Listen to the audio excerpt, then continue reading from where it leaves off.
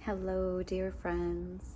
Wishing you all a beautiful Easter Sunday and a life filled with blessings. No matter what faith you are, I wish you blessings. My journey through my faith has been one that has taken me down many different pathways. And as one of my spiritual teachers used to always say, there are many ways up the mountaintop, and the view from the summit is always the same. So, what I've learned on that journey, I grew up Catholic.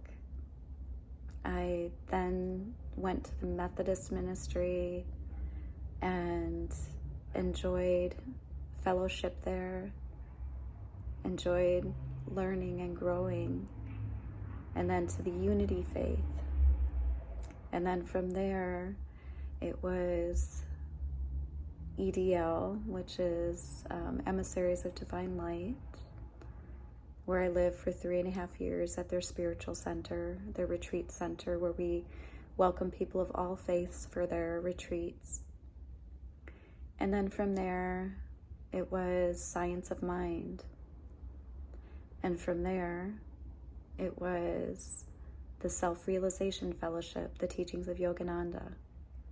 So in all of these studies, in all of these openings to light and love and God,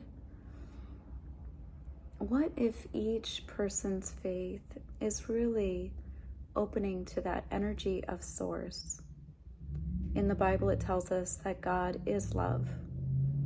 And what if there is the bridge that where spirituality and religion meet, and it actually is love? Because right now, with all the separation in our world, on this day of Easter, where we're praising the knowing that Jesus rose again, Jesus had so many wonderful teachings.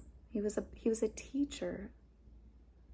And in his teachings, he taught us that all of the acts that he would do, all of the healings, he told us, and these acts you shall also do.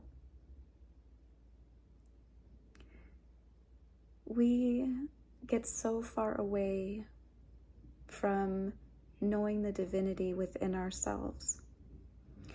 And if we get trapped in our mind and our struggles and our challenges, it only will continue to perpetuate the division within ourselves, the division within our world. So who do you get to be today? Like, what if you just asked, what if? What if God is love? And what if when I tap into that knowing of love within me, which I'm not talking about when you think that you're in love or the idea of love. Love is this eternal knowing of presence, of this state of peace. And so often, when we're struggling, when our life gets turned upside down because our environment affects us, our environment of family, our environment of career, our environment of our home. And when we start to witness changes in our environment, or where we don't feel safe or feel the stability there, it makes it difficult to sense that knowing of the presence of love. It's something that we each have to find within ourselves. It's not something that somebody else can give you. And creating that acknowledgement. So in the Catholic faith, we do the Holy Trinity sign, and it's Father, Son, and Holy Spirit. And in my prayer work, I always share that with myself, Father, Son, Holy Spirit. But then I'm also asking Father, Son, and Holy Spirit, please unite with my divine Father within, my divine Mother within, my divine feminine, divine masculine within. Connect me to my holy child within. Help me to heal those wounds of my inner wounded child. And connect me with my higher self, my soul self, and bring these Holy Trinity together with Father, Son, Holy Spirit. Because I know that it's in the acknowledgement of the divinity within us, that spark of creation, that spark of source, that spark of life and love and light that's inside me is also within you. And when we can meet each other from that space, that's where healing begins. It's not about looking at any way that we've been betrayed, because we betray ourselves all the time. We get stuck in a story in our head, and that story is what continues to roll. So like a film that's rolling, we are each an actor in our life, because the true divinity within us is something that is so profound and so beautiful that we don't actually touch our capacity of who we are and who we get to be in this life unless we let go of the story in our mind. And that is by dropping into your heart and knowing your heart is your North Star, it's your compass that's guiding you. And that is where you walk through the threshold, through the doorway to your divine destiny.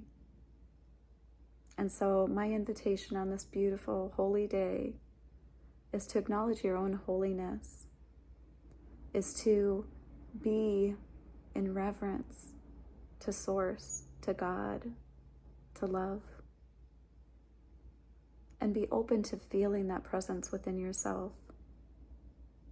Maybe when you look in the mirror, look into your eyes as the windows of your soul and connect with the presence of that source of love within you. And as you do that, remember that on this journey of life, there's events that happen from the time we're very, very small, where we begin to look at, can we trust the people around us? And then sometimes that actually creates a program in our mind. And that program can also ask us, can we trust the people that are there for us in our lives? Our mom, our dad, what are the situations that happen that make us feel like we can't trust?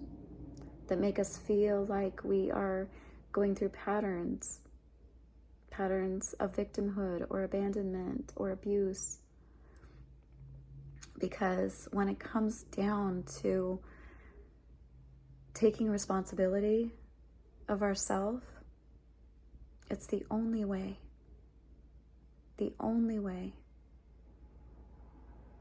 to have faith and restore the hope within ourselves, restoring the hope for mankind, restoring the hope for this world. But it takes each one of us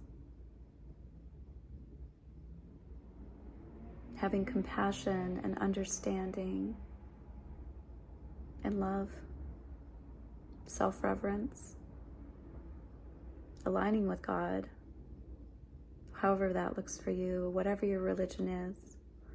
And I speak of the creator energy, the energy of Source, because I don't want to judge others, because that's for God.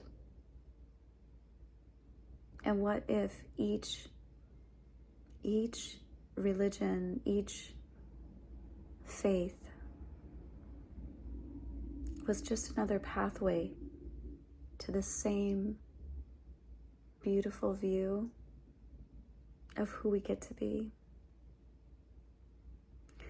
So however your environment is getting shaken up, whether it's your home, whether it's at your workplace, whether it's in your family. How can you find that peace and resolve and love within yourself today? Because what if the resurrection of Jesus was an opening to helping us to understand that within each one of us, there's a deeper space of being lifted higher and elevated into your own love, into your own light. And when it combines with the collective energy of our world, uplifting into that light and love and reverence of resurrecting ourselves from whatever wounds you've had in your past. And right now I work in the field of recovery, and resurrecting beyond those wounds, the suffering that causes addictions or patterns of self-sabotage, of not stepping forward into the fullness of the life that you could be creating. It's devastating to watch because it's everybody's own individual choice to choose their recovery, to choose moving beyond the suffering, to allowing their heart to heal. And sometimes it takes relapse after relapse. Sometimes that happens. And without judgment, you get to love yourself back. Because it's the suffering that's underneath, the wounding that's underneath, that we are here to resurrect from. And just like Jesus being placed on the cross and how he was treated.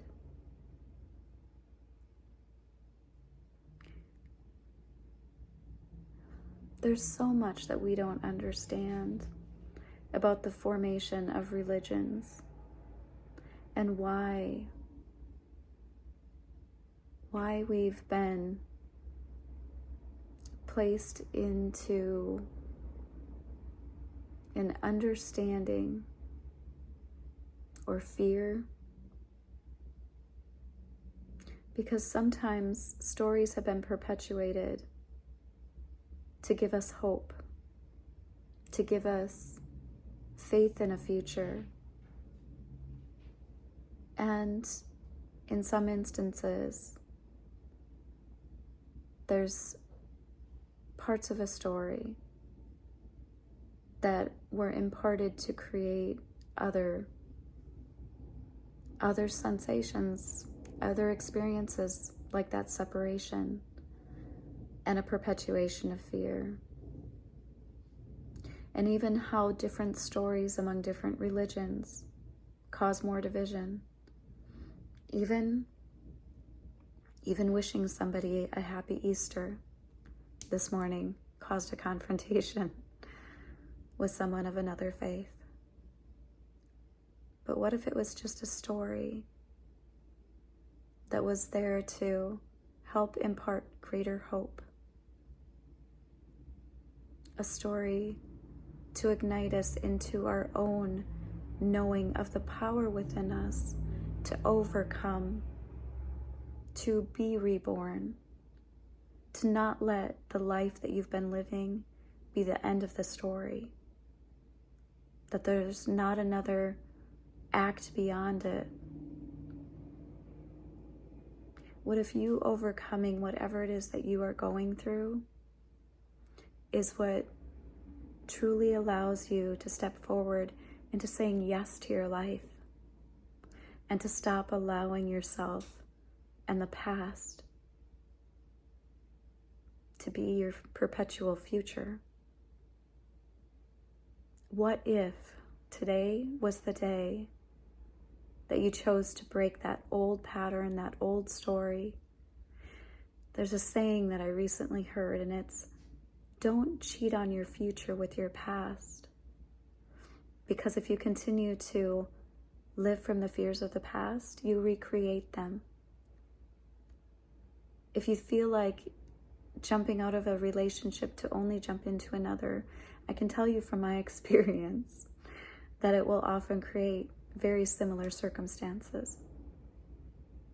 It's not because you're a bad person. It's because you didn't learn the lesson. And it took me a long time to learn the lessons. So as you go through this next week, this next month, if you notice anywhere that you get triggered, allow it to be a space that allows you to open to greater growth. To ask, I wonder what's in this for me to learn. Because it's easy to react. It's easy to come to conclusions. And just 2 weeks ago, I had a big reaction to something that happened to me. And it took me a little bit to process it, to actually get grateful for it, to look at the lesson and ask, what is this trying to teach me? So that I could resurrect myself beyond it and choose me, choose my life. Because if we don't, nobody else is going to do it for us. We like to think that the people that are around us have our back. But a lot of times they don't even have their own back. So it's very difficult for them to have yours too.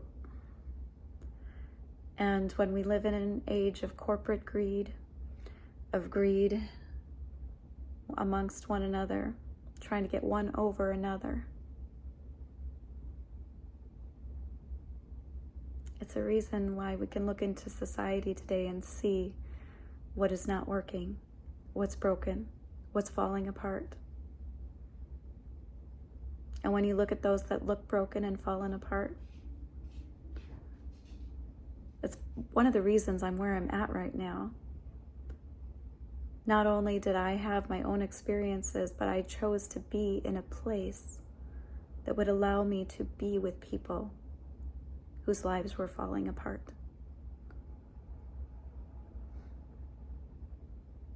We have a very growing homeless population in our world.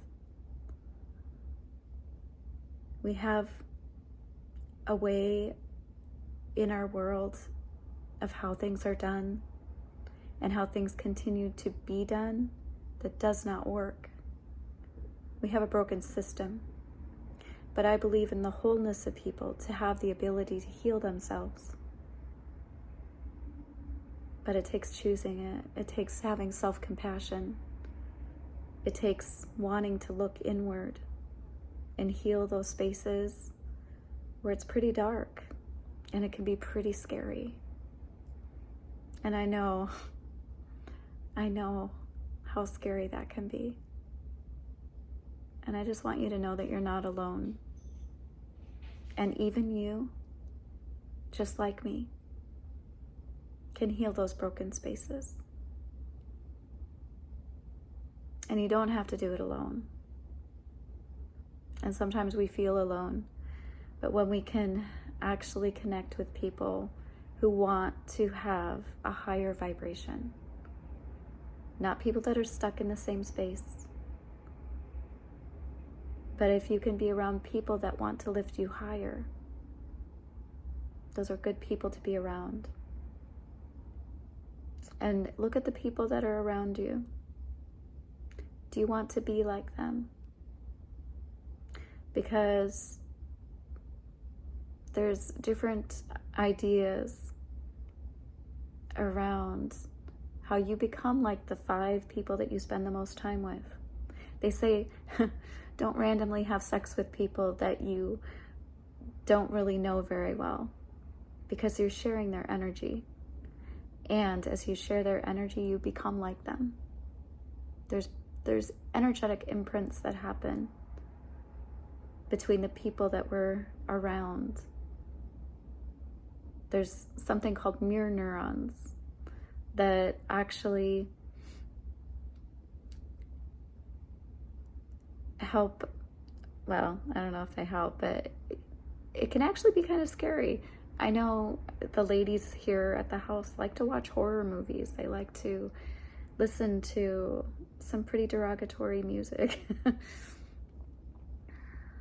And for me, I have to put my headphones on and put my own vibrations going into my head to attempt not to be affected by my environment to the degree that I'm in. So how can you safeguard yourself so that you can ensure your own resurrection from whatever you're transcending in your life? Whatever the story is in your mind, whatever ways you've been victimized. Because it is time to rise. It is time to rise again.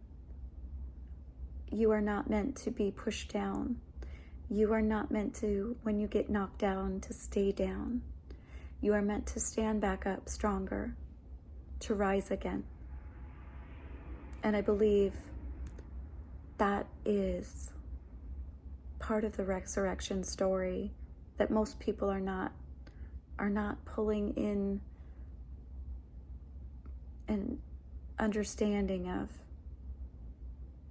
an inner wisdom that is inside each and every one of us. You were meant to be brilliant. You were meant to be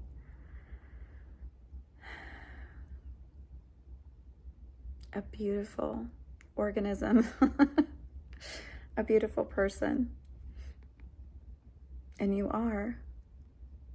But so many people fail to see their brilliance, their beauty, their love. Your body is amazing. If you think about, feel into the thousands of processes that have to go on second by second to keep you breathing, to keep your blood pumping. Your body is amazing. But so often, we just disregard it, we abuse it. It's a temple.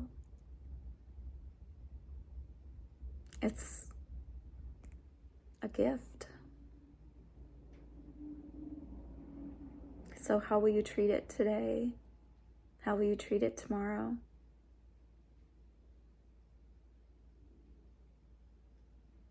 I'm Jacqueline with Vibrational Energy Solutions, and I wish you the greatest blessings, a resurrection of hope, of faith, of healing within yourself, to know that you matter,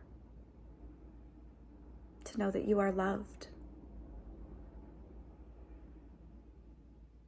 to know that your body is a gift, to know that your mind is precious. It truly is. It can be reprogrammed if you're telling yourself stories, if you're living in the past, if you're living in the pain, if you're living in the suffering, if you're living in the wounds. You're not meant to stay there. It's time to transform, to transmute those old pains into the stepping stones to build a bridge of love and become the amazing,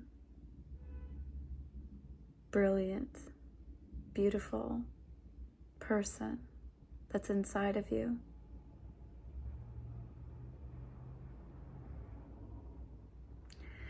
So I wish you a most beautiful day.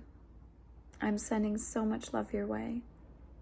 And I wish you the very, very best in all that life has to offer.